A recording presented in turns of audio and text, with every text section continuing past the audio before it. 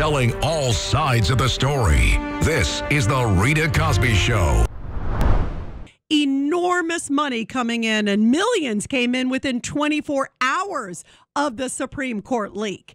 That's how fast that they use that as a fundraising tool, and it's already been in ads all over the place saying, look at what the Supreme Court is doing, showing the signs of the protests, showing the messages from various people around the country. And again, far left-leaning groups are raising millions upon millions of dollars and saying, this is what we're going to be using to galvanize ourselves for November. And by the way, speaking of what's been happening in terms of protests, it is getting really much more ugly out there. We have seen now a couple different protests that have been taking place outside other different individuals, not just Supreme Court justices. Of course, we have heard some outside of Justice Sam Alito's home. He was the third justice to be bothered at his house. Take a listen to some of the protesters that were there. We say hell no. Alito says postpone. We say hell no.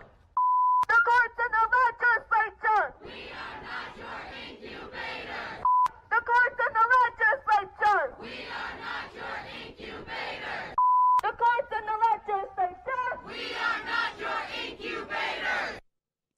And then they went a little further. Imagine this outside of your home in a residential neighborhood. Take a listen. I am mad as hell that my rights are being eroded by a Supreme Court whose main objective is based on religion, and I am a heathen, and their religion shouldn't dictate to me. And what do you want Alito to know? I want Alito to know, keep out of my vagina. That's what I want him to know. Keep his religion out of my vagina. I make a decision for my own vagina, not him. And now there are protests planned around the country. And Senator Susan Collins also had a nice little message written in chalk outside of her home. Can you imagine? That's not a threat whatsoever, that you're sitting there, you're in your house, and you wake up and there's a message written in chalk outside, and it says, Susie, please, Mainers, citizens from Maine, want WHPA. Vote yes, clean up your mess at her physical home. And the Democrats aren't condemning this. The White House is not condemning this. And the Department of Justice is not condemning this. This, to me, is so over the top, and it is so irresponsible. And Senator Tom Cotton earlier today, and a number of other senators came out and basically said, you know what? If there is something that happens in terms of, like, say, a Supreme Court justice is hurt or somebody's assaulted, something happens, he said, guess what? It lies on the Biden administration. That's basically who's going to be to blame. That they are not condemning it. They are not telling these protesters, because guess what? They're using it as a recruitment tool, as a fundraising tool.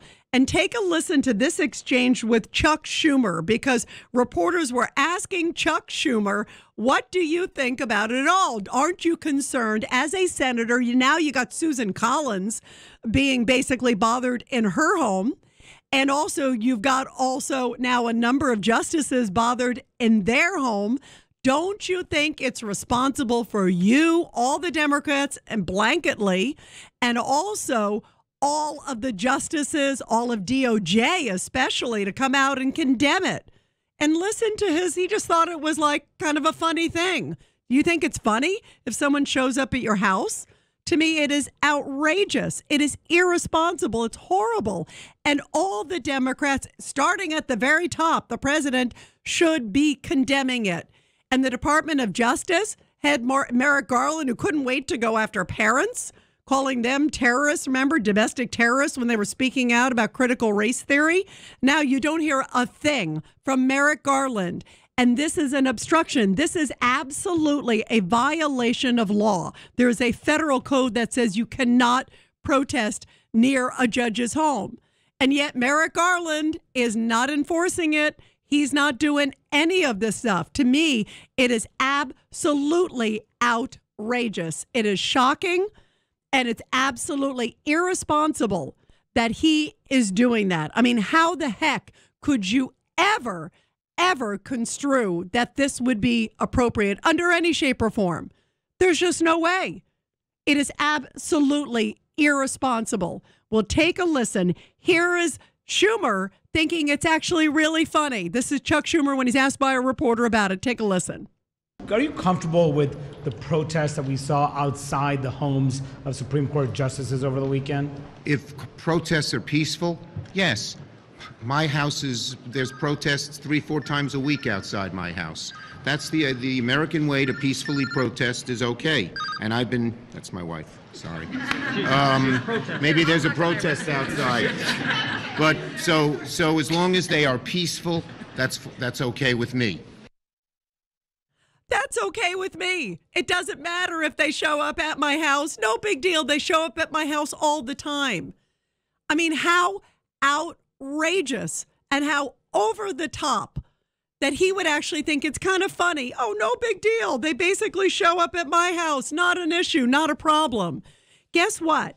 I doubt they show up at Chuck Schumer's home and actually sit there and say vile things and shout at him and shout at his family. I doubt they actually basically, shout at the top of their lungs so maybe he can't even sleep and bothers the neighbors and does all these other things. They probably have done it at some point, and I don't agree with that at any time, by the way, whether it's Republican or Democrat. There should be none of that. To me, that is absolutely outrageous, and it is absolutely irresponsible. And when I see that, I'm just shocked. I am so horrified and I am so disgusted. And the fact that he's like laughing, like there's something kind of funny about it, like there's something really kind of ha ha ha, no big deal. Imagine if you're Susan Collins and you walk out of your home and you see in writing somebody puts in chalk, basically, protect us, save us kind of thing, and says, guess what? I know where you live. I mean, if that is not an ominous sign, I don't know what is. And to me, that is so over the top. There has to be some sort of form of decorum. And clearly that is lost with these Democrats. And now we know why, because they're seeing it as a big fundraising tool. They're seeing this as an opportunity to get tens of millions of dollars. It's only been a week. And as I was mentioning to you, ACT Blue, which is a very far left-leaning group, has already raised $28 million in a week because suddenly people are saying, okay, we need this. It's like the Black Lives Matter group. Remember? Everybody was donating to the Black Lives Matter group during the protests and all those other things. So they're seeing a formula that worked for them before, and they're saying, hey, let's do it again. This, to me, is so concerning because what it means is they probably don't want these protests to stop. Not only are they not condemning them, and that includes the president, that includes everybody else. Not only are they not doing that, they're doing worse.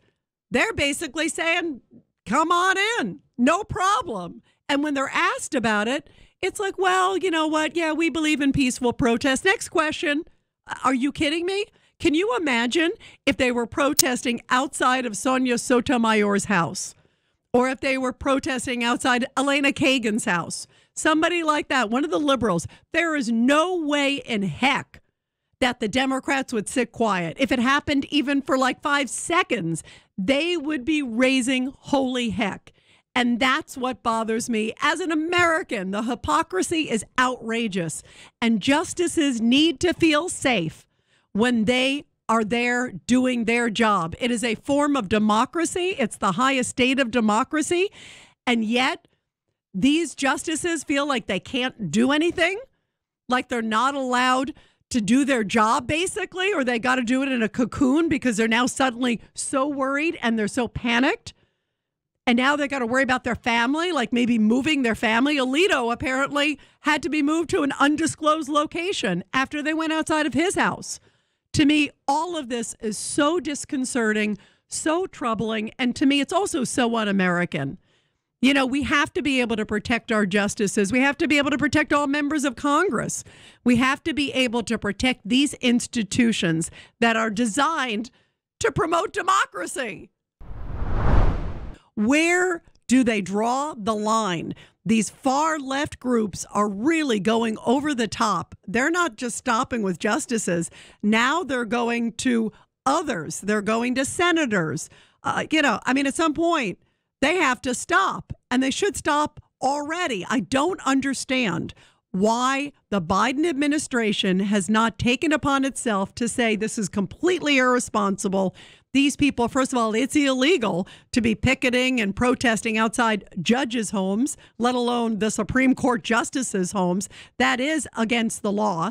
Merrick Garland, his attorney general, he should be ordered, or he should do it on his own account. He shouldn't even have to be told this. He should be stepping in and saying, no more. We will start arresting people. And they would do it if it was conservatives. But for some reason, they're ignoring these. They are ignoring that they are protesting, saying vile things in front of the homes of the Supreme Court justices against federal law. So Merrick Garland is allowing the protesters to break the law, and Merrick Garland and the Biden administration, they together are turning a blind eye. And that is very dangerous for America. And it's dangerous for the justices. It's dangerous for democracy. And it is totally out of line. And they should have done it from day one, said this cannot be tolerated. This is not appropriate. Yet the double standards are so blatant. Here is Mitch McConnell talking about the double standards within the Department of Justice. Remember, they couldn't wait to go after parents, calling them domestic terrorists. And yet when people are protesting and screaming outside the homes of Supreme Court justices and also sending Molotov cocktails into pro-life groups in Wisconsin and writing in chalk outside a senator's home in Maine, oh, okay, that's not enough. Take a listen. The left is set out to harass and intimidate sitting judges as they consider a pending case. It is an attempt to replace the rule of law with the rule of mobs. Attorney General Garland's Justice Department was quick to treat the concerned parents of America like potential domestic terrorists. But curiously, I haven't heard any announcement about how the DOJ may handle these intimidation tactics aimed directly at federal judges.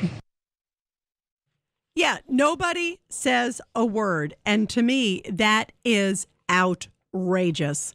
They should be condemning it because it's the right thing to condemn. You don't want this to get out of hand because it could get out of hand very quickly. It's already out of hand, but I'm talking it getting to the point where it's, somebody throwing something, somebody shoving somebody, getting to the point where there's, a family member comes home and suddenly somebody surprises them, something happens. I mean, this is a formula for disaster, and I'm very, very concerned about it. But mayors and Democratic members of Congress and this administration, for some reason, it's crickets. We are hearing silence. And that, to me, is absolutely shameful. And in fact, as I mentioned, Lori Lightfoot's using it as basically like a tourism ad. Like, hey, come to Chicago. It's going to be an oasis for abortions. And guess what? In New York State, also Letitia James and a number of others came out and put a statement in support of amending the state constitution in New York to ensure the right to an abortion. And also basically saying that if somebody comes to New York, even if they're out of state, they're looking to find funds for them. So come on into New York. Great place for sunshine and great place to get an abortion. I'm waiting for the billboards. This is crazy. It's like, come on in. And then Lori Lightfoot, again, takes it one step further. She says this is basically a moment, has to be, quote, a call to arms. This is really dangerous, inflammatory rhetoric. And to me, this is so despicable from a mayor. Remember, she was blasting everybody. And remember when there was all the mass grabbing and all the mass thefts that were taking place in a lot of department stores? Remember what her answer was then? Well, the department stores should have better security. She blamed the department stores, remember? And she's also the one who wouldn't call on, non-African American reporters. She, basically was saying, I'm only going to call on African-American reporters. I'm only going to be talking to them, that we need more representation, African-Americans. And so I'm going to focus on you. I mean, some of this rhetoric has been unbelievable. And now here she is saying that this moment has to be, quote, a call to arms. Can you imagine, again, if Donald Trump had said that in any shape or form, or if any Republican mayor had said that? And she lives in Chicago. I think there's enough arms already in Chicago. She doesn't have to call to arms. They already have enough arms there, sadly. There is so much crime and so many problems in Chicago that she doesn't have to call it. There are already tons of guns and tons of crime on the streets there. She's got a big problem. That's not the city. Any city you should be calling for a call to arms. That's irresponsible regardless. But in a city like Chicago with skyrocketing crime, that's just salting the wound. That is horrible. Take a listen. Here's a little bit more of Lori Lightfoot, because she's also going one step further. JC, who just had called in, was saying that the Democrats are using this on every level. Not only are they saying this is going to be a woman's rights taken away, they're also saying this is going to lead to a removal of LGBTQ rights. This is going to be segregation. They're saying every single right that any individual basically ever had is on the line if you don't vote for Democrats. Boy, are they like inflating this, because all this would do, again, if it does indeed hold, because it's just a draft, but if it does indeed hold, it goes back to the states, and then the states decide. But they're saying, no, it's the cancellation of abortion. It's a cancellation of every single right you've ever had. Here is Lori Lightfoot blowing it all out of proportion. So we think that this 5-point pledge is critically important for us to rally around in this fight, not only to save women's, but if you look at that draft opinion and you look at the appellants' briefs and the amici in support of the appellants, they're going after every right that has been recognized that arises from a right of privacy, whether it's a right to contraception, the right for same-sex marriage, interracial marriage. I even saw some idiocy over the weekend where folks were arguing that they should go next after Brown versus the Board of Education.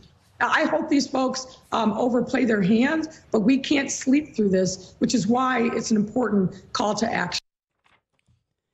And here she says a call to action. In her tweet, she says a call to arms. What's your reaction to a mayor of one of the biggest cities in America that has one of the biggest crime rates in America that is exploding? And that is what she says. This moment is a call to arms. And she's seeing protests across the country right now, and more planned this weekend. There's supposed to be a whole bunch of them this weekend.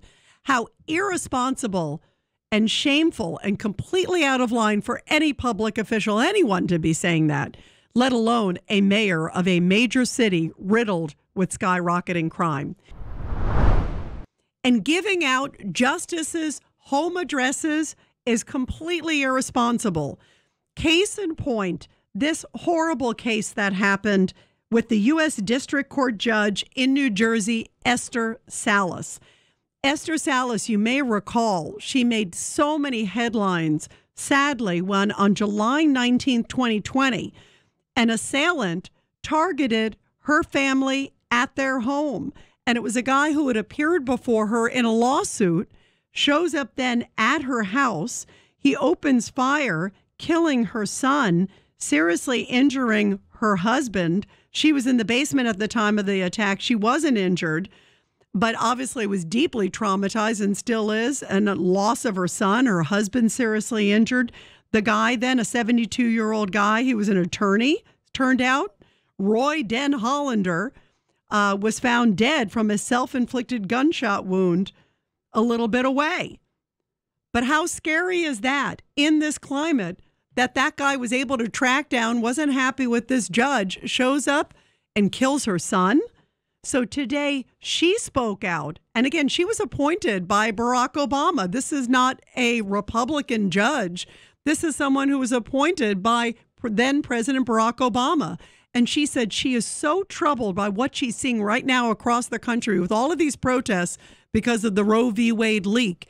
She says it is going to get really dangerous, and this is not good, that this needs to stop no matter what side of the political aisle you're on. Take a listen, because she was pleading today saying judges need to be protected. Well, we need to act now, and it needs to be from both sides, Republican and Democrats, independents alike. We need to do something to protect the judiciary, and we need to do it before another tragedy befalls some family. I live with the fact that my only child, Mark and I, we had one child and 4 miscarriages. We no longer have Daniel on this earth. We no longer have our son. And why? Because I was doing my job. How sad is that? Her precious son, Daniel, killed by a crazed guy who was upset with her presiding over certain cases. And this is exactly why, when emotions are running high and there are unstable people out there, you should not be giving out home addresses or do anything to make judges any way accessible, or their family or anybody else like that, to these people who are crazed. And right now, emotions are running high. There are people out there that are protesting, shouting some really vile things. I think it's okay for people to be peacefully protesting. I want to make sure I make that clear, because I am not against peaceful protest. I'm a big First Amendment person. I'm a big supporter of, being free speech, people peacefully protesting. And when I saw those protests across the country in 2020, remember, all those protests at first, some of them were, contained and were peaceful, people with signs, shouting, making comments, but fairly peaceful. I said, that's America. I didn't necessarily agree with a lot of the things they were saying, but I said, that's America, and that's the beauty of this country. Imagine if you do that kind of thing in a China or Iran or a Russia. Can you imagine if you went down the street of Russia right now and you said, Vladimir Putin is a blank? I promise you would probably last about 2 feet. And I bet in like Iran, you'd last about 2 inches. They would either throw the book at you or you wouldn't be able to speak another word again. And so that is the beauty of America, that we're able to speak and express our views. But when people are showing up at homes and writing messages and throwing Molotov cocktails into pro-life headquarters, we have really lost it. And this judge is perfectly, I think, on message, and certainly knows, given the horrible loss that she endured. And she says, this isn't about the First Amendment. Take a listen to what she said. This is well beyond safety. This is well beyond anything else. This is about democracy on the line and making sure judges can practice safely for themselves and their family. And we need to understand that public debate has a place, and that's in the public forum. It does not have a place in front of justices or judges' houses. And we have to understand that is not a First Amendment issue. That is just, quite frankly, what is needed in order to protect our rule of law. And Senator Tom Cotton said today, you know what? Just like Sal was saying, these protests could erupt and get much worse awfully quickly. They are a powder keg. And when you have that many people out there and you've got such high emotions, it's a formula for disaster. Take a listen. Peaceful protest across the street at the Supreme Court is one thing, but to go to the home of a sitting judge and to protest a case in front of that judge is beyond the pale, and it's going to raise the risk of genuine violence. And he reminded us all about what happened to Steve Scalise, Congressman Steve Scalise. Remember when that crazed guy showed up on the ballpark when the members of Congress were doing their baseball games? And the guy who was a Bernie Sanders supporter showed up and opened fire, nearly killing Steve Scalise, injuring so many people. And remember that moment, he said, you know what? Things get heated. People are deranged. And you should not, you shouldn't be in a position right now where you allow this to just explode, because then it's going to be too late. Take a listen. Remember, just a few years ago, a crazed Bernie Sanders supporter tried to assassinate dozens of Republican congressmen at a baseball field just a few miles from here. He almost killed Steve Scalise, shot him, and left him crippled for many years. It is time to take these threats seriously and enforce federal law, which forbids protesting outside the home of a judge sitting on a case. Yeah, they absolutely should make sure that these judges are protected. You don't put out the addresses. You don't show up at the house. It cannot be tolerated. Protest peacefully. Do these organized protests. Go to a park, do an organized march that's done, contained. But the minute you enter into someone's home or you get out of hand, that's it. 1-800-848-9222. Let's go to Chris on line 8. Go ahead, Chris, your thoughts. Rita, how you doing tonight? I've wanted to call. I've always been afraid to. These are some very disturbed people. Wait. Why were you afraid to? Why were you afraid to all this time, Chris? Nervous guy. I'm not a public speaker. But these are some disturbed people. You look at the eyes. You look in the eyes of some of these people that are in these places protesting. These people are vile. They're scary. All the protests that we've had in the last few years. As far as I'm concerned, these left-wing NGOs need to be investigated as terrorist organizations. It amazes me how these people show up at the drop of a dime, signs, chants, everything's ready to go. And even in my opinion, and this is just my opinion, the Democratic establishment is complicit in all of this. And as far as I'm concerned, it's all terrorism. When you go to a sitting Supreme Court justice's house, and God bless Governor Youngkin, I don't mean to get distracted, but he did the right thing. He will protect the justices that live in Virginia. Well, he has to. And by the way, Chris, not to deviate, but you brought up a great point about Youngkin, because Youngkin, of course, the governor of Virginia, also Larry Hogan, the governor of Maryland, because those two states, we know that a number of the justices live there, according to their addresses being put out there. Youngkin said, yeah, he will, but yet he hasn't done anything yet. I do really wish it came down all the way from Merrick Garland, because it's the absolute right thing. It's clearly a violation of federal law. And I do hope that Youngkin does remove them if Merrick Garland doesn't do the right thing. Although, you know, the problem is going to be, Chris, and this is where it gets really kind of dicey, because Youngkin sends in law enforcement to remove them. They know it came from Youngkin. These protesters are so, angry, and they say, oh, this is conservative, that's when things could get really kind of dicey. I really wish it was Merrick Garland doing it, because then it comes from the, quote, Biden administration. But even I just worry how they're going to handle any law enforcement coming in. And that's why it's important to stop it now. Because if you don't stop it now, Chris, and say now the number is, quadruple or tenfold or even more than that. I mean, it's just starting. And this is, we're only in early May, guys. Think about what it could look like come November. I mean, there's already these discussions, and there have already been some groups where there's been thousands, already in a number of locations. But it could be a lot even this weekend in some of these different cities. So you suddenly send, 100 law enforcement in? They're not going to be happy, almost no matter who sent them. And that gets a little, I'm worried for law enforcement, Chris, but that's why you got to contain it before it gets bigger. Out of hand. But these people don't realize this is not going to end abortion.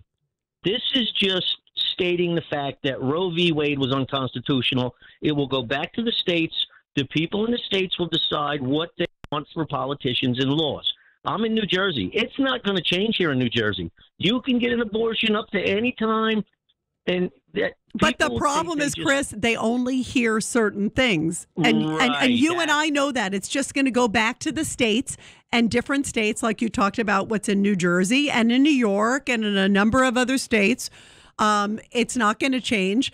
Other ones, they'll have even voters decide. I mean, there's so many layers to this, but they're not hearing that. They're hearing it's the end of abortion rights. It's the end of it's the end of, equal rights. They're saying gay rights are on the line, that there's segregation. They've even thrown that word out. I mean, they are going by so many leaps. They're first of all going well beyond what even the leak represents, as you aptly described.